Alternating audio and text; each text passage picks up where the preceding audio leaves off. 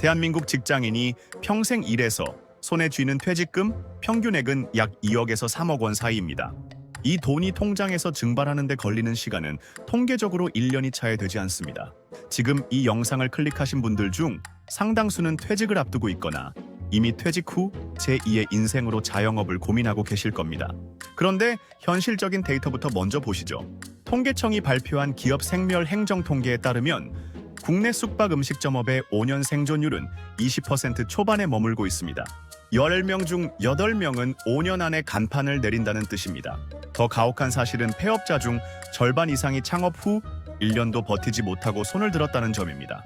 사람들은 흔히 착각합니다. 내가 조직에서 산전수전 다 겪은 20년 경력자인데 치킨집 하나 관리 못하겠느냐고 말이죠. 하지만 자영업 시장은 여러분의 직장 경력을 존중하지 않습니다. 오로지 여러분이 들고 나온 그 소중한 현금 자산만을 노리고 설계된 거대한 부비 트랩에 가깝습니다. OECD 국가 중 자영업 비중이 압도적으로 높은 한국에서 은퇴 후 자영업은 이제 사업이 아니라 승률 낮은 도박입니다. 고금리와 고물가로 소비 심리는 바닥을 치고 있고 배달 플랫폼 수수료와 인건비는 매출의 절반 이상을 잠식하고 있습니다. 열심히 하면 성공한다는 말은 이제 위험한 희망 고문일 뿐입니다.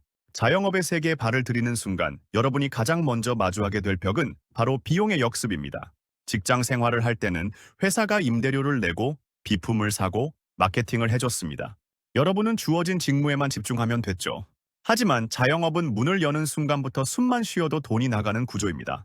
실제 소상공인 실태조사 데이터를 보면 자영업자의 영업이익률은 평균 10% 내외입니다. 한 달에 3천만 원어치를 팔아도 손에 쥐는 건 300만 원 남짓이라는 소리입니다. 여기서 더 충격적인 사실은 소득 하위 20% 자영업자의 월 평균 수입은 100만 원도 안 된다는 통계입니다. 2026년 기준 최저임금으로 계산한 아르바이트생 월급보다 적게 벌면서 수억 원의 자본금 리스크는 온몸으로 다 맡고 있는 셈이죠. 가장 큰 문제는 고정비의 저주입니다. 최근 몇 년 사이 상가 임대료는 멈출 줄 모르고 올랐고 인건비 부담 역시 임계점에 도달했습니다.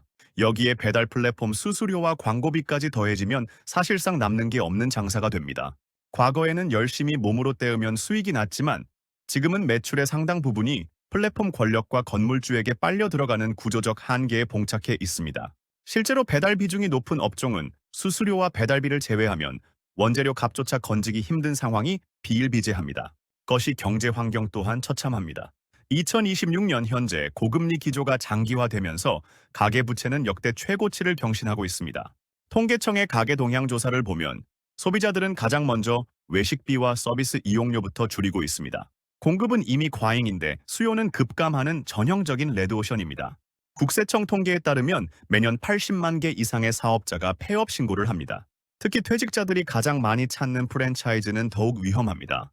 본사는 인테리어 마진과 물류 차액으로 확정적인 수익을 챙기지만 가맹점주는 모든 운영 리스크를 독박습니다. 본사가 다 해준다는 말은 뒤집어 생각하면 본사가 지정한 비싼 자재와 시스템을 강제로 사용해야 한다는 뜻입니다.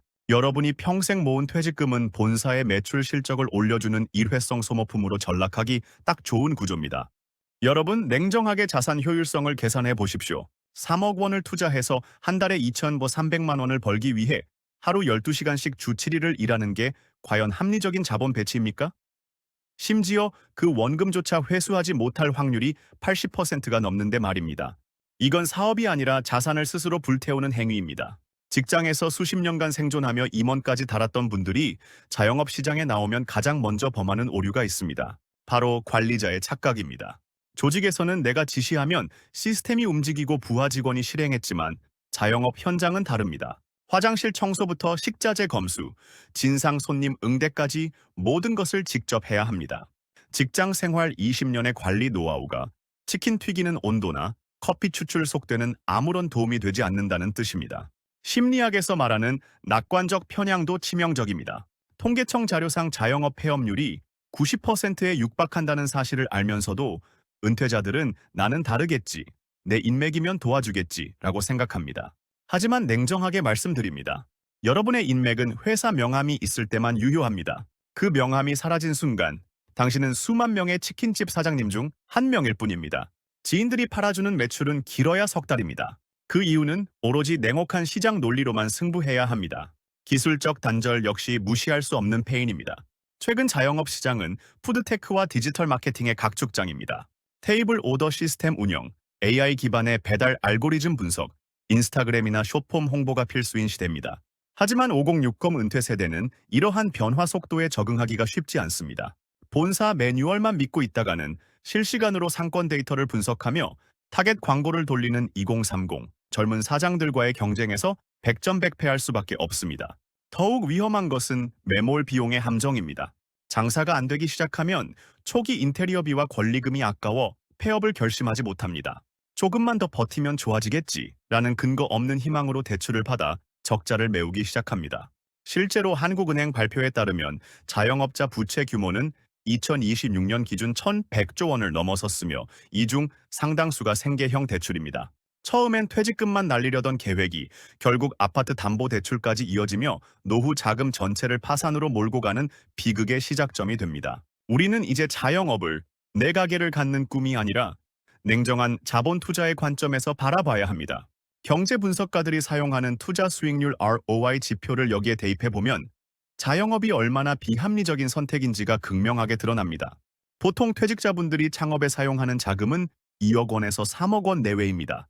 만약 여러분이 이 3억 원을 연 45% 수익을 주는 안정적인 배당주나 채권 혹은 우량 자산에 배치했다고 가정해 봅시다. 아무런 노동을 하지 않고도 1년에 1,200만 원에서 1,500만 원, 즉 매달 100만 원 이상의 현금 흐름이 발생합니다. 원금은 안전하게 보존된 상태에서 말이죠. 반면 이 3억 원을 자영업에 투입하는 순간 여러분의 원금은 매몰 비용으로 바뀝니다. 인테리어 비용, 권리금, 가맹비는 가게 문을 여는 순간 가치가 급격히 하락하는 감가상각 자산입니다. 폐업할 때 이 돈을 온전히 회수할 확률은 제로에 가깝습니다. 중고 주방 기구 판매 업체들이 폐업하는 가게에서 1,000만 원짜리 장비를 100만 원도 안 되는 가격에 떼어오는 것이 이 시장의 현실입니다. 노동 가치까지 계산기에 넣어 보십시오. 자영업자는 평균적으로 주당 60시간 이상을 일합니다. 2026년 기준 최저임금을 적용해 본인의 인건비를 월 250만 원으로 책정한다면 가게에서 매달 최소 400만 원 이상의 순이익을 내야만 겨우 본전인 셈입니다. 하지만 앞서 말씀드렸듯 영업이익률 10%대인 시장에서 순이익 400만 원을 남기려면 매달 4천만 원 이상의 매출을 올려야 합니다. 대한민국 외식업체 중 월 매출 4천만 원 이상을 찍는 곳이 얼마나 될 것 같습니까? 상위 10% 이내에 들어야 가능한 숫자입니다. 결국 대다수의 은퇴 창업자는 자신의 자본을 태우면서 동시에 자신의 노동력까지 무료로 제공하고 있는 셈입니다. 자본 수익률과 노동 수익률 모두가 마이너스인 사업, 이걸 금융시장에서는 부실 자산이라고 부릅니다. 여러분은 30년 직장 생활의 결과물인 소중한 퇴직금을 승률이 지극히 낮은 부실 자산에 몰빵하고 있는 것입니다. 결국 퇴직 후 자영업이 망하는 이유는 여러분의 노력이 부족해서가 아닙니다. 이길 수 없는 판에 들어갔기 때문입니다.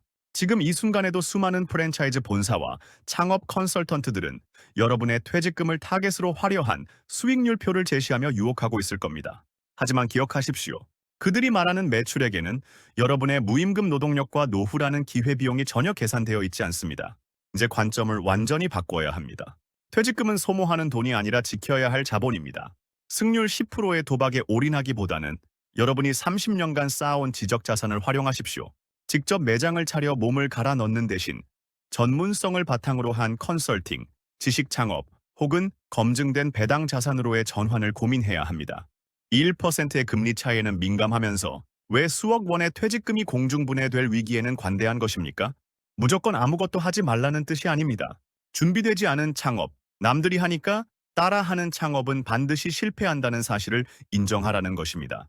만약 정말로 자영업을 하고 싶다면 최소한 1년은 현장에서 아르바이트부터 시작하며 바닥의 생리를 배우십시오. 내 돈 한 푼 들이지 않고도 수익 구조를 파악할 수 있는 유일한 방법입니다. 그 1년의 시간이 여러분의 남은 40년 노후를 지켜줄 가장 확실한 보험이 될 것입니다. 오늘 분석해드린 자영업의 구조적 결함과 데이터들이 여러분의 판단에 냉정함을 더해드렸길 바랍니다. 남들이 달려가는 길이 항상 정답은 아닙니다. 군중 심리에 휩쓸려 벼랑 끝으로 발을 내딛지 마십시오. 여러분이 평생을 바쳐 일궈온 그 소중한 자산은 여러분이 지키고자 하는 가족과 평온한 노후를 위해서만 쓰시기 바랍니다.